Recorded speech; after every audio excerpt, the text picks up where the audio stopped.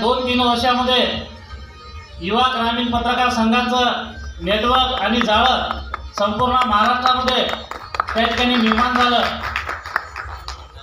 आणि गणेशजी कचकलवार यांच्या नेतृत्वावर विश्वास ठेवून संपूर्ण महाराष्ट्रातला पत्रकार बांधव या ठिकाणी युवा ग्रामीण पत्रकार संघाच्या सोबत उभा राहिला आणि अतिशय या कमी वेळामध्ये आदरणीय गणेशजी यांनी हे विश्व आपल्या या सर्वांच्या साक्षीने आणि आपण सर्वांनी सपोर्ट केल्यामुळे हे निर्माण झालं। आज अनेक वर्षापासून पत्रकारिता करत असताना अनेक संकटे त्या ठिकाणी आली, अनेक वेळा अडचणी निर्माण झाल्या आणि आताच आमच्या आदरणीय ढानकीचे दादांनी सांगितलं खोटे गुन्हे असे सतत घडत राहिले, परंतु आम्ही आणि आमचे लक्ष्मीजी टेकाळे सोबत असताना असे अनेक आम्ही गंभीर प्रकरणाला स्वतःहून आम्ही त्याला 2 हात करण्याचा हिंमत आम्हाला या संघात युवा ग्रामीण पत्रकार संघाकडून सातत्याने मिळत गेली आणि ती आम्ही सातत्याने आणून पाळली आणि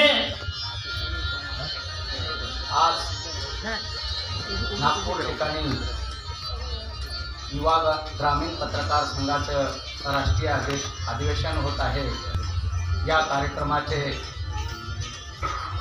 आमचे आधारस्तंभ आदरणीय गणेश भाऊ कचकलवार सर, या विचारपीठावर उपस्थित असलेले सर्व मान्यवर, त्यांचं मी मनापासून प्रथम अभिनंदन करतो, आभार मानतो की त्यांच्या या अथक परिश्रमामुळे, त्यांच्या या नियोजनामुळे आपण सर्व एकत्र महाराष्ट्राच्या कानाकोपऱ्यातील पत्रकार बांधव युवा ग्रामीण पत्रकार संघाची टीम इथे एकत्र येऊ शकलो।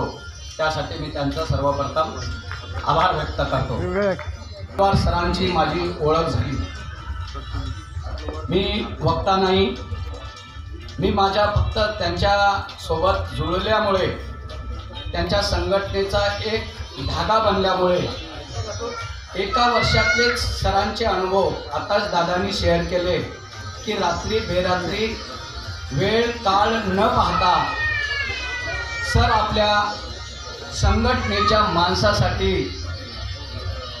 कसे तत्पर असतात, जागरूक असतात।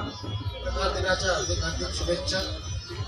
माझं नाव प्रवीण रामदान ढाकरे, मी अजिंठा येथून आहे, संभाजीनगर जिल्हा।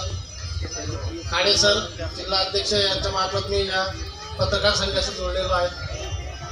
पत्रकाराचं काम एवढं साधं सोपं नाही आहे, कोणाला अनुभव असेल नसेल, प्रत्येकाची वेगवेगळी काम करण्याची पद्धत आहे। पत्रकारितेमुळे मी 353चा बळी ठरलेला आहे, 12 दिवस अडचून पत्रकारितेमुळे, परंतु त्यालाही मात देत मला न्याय देते, न्याय दिला आणि मी प्रतिमेचे पूजन व दीप प्रज्वलन झाले आहे। या ठिकाणी माननीय श्री प्रभातजी औठणकर सर, शहर उपाध्यक्ष भाजपा यांचे या ठिकाणी आगमन झालेले आहे, तर मी त्यांना विनंती करते की विचारपीठावर त्यांनी आपले स्थान ग्रहण करावे। जोरदार टाळ्यांच्या गजरात त्यांचे या ठिकाणी स्वागत करूया। यांची सुद्धा या ठिकाणी आगमन झालेले आहे, त्यांना विनंती करते की विचारपीठावर आपले स्थान ग्रहण करतील। माननीय सुवर्णदेव सचिनजी वैद्य, जाऊन त्याचं काम होत नसतं तेव्हा तो पत्रकाराकडे जातो, पण ते सर्वात श्रेष्ठ कोण आहे? गावातलं ग्रामपंचायतचं ग्रामसेवकीचं काम करत नसेल तरी तो आपल्याकडे येतो आणि कलेक्टरही काम करत नसेल तरी तो आपल्याकडे येतो। त्याच्यामुळे आपण आपली किंमत समजून घ्यावी की आपली किंमत काय आहे। आपली किंमत जनसेवेमध्ये आहे, जनसेवा ही अतिरथ चालू ठेवली पाहिजे। पत्रकारांनी जर खरंच पत्रकारिता केली तर या देशात गोर गरिबांना अन्याय अत्याचार मुळीच होणार नाही आणि त्यांनी न्याय मिळेल। आपले स्थान ग्रहण करतील अशी मी त्यांना विनंती करते। यानंतर विभागीय अध्यक्ष म्हणून लाभलेले माननीय श्री विनोदजी कण्णाके सर, ते सुद्धा विचारपीठावर आपले स्थान ग्रहण करतील अशी मी त्यांना विनंती करते। या कार्यक्रमाला प्रमुख पाहुणे म्हणून लाभलेले प्रदेश कमिटी माननीय श्री लक्ष्मणजी टेकाळे सर, विचारपीठावर आपले स्थान ग्रहण करतील अशी मी त्यांना विनंती करते। जोरदार टाळ्यांच्या गजरात त्यांचे या ठिकाणी स्वागत करूया।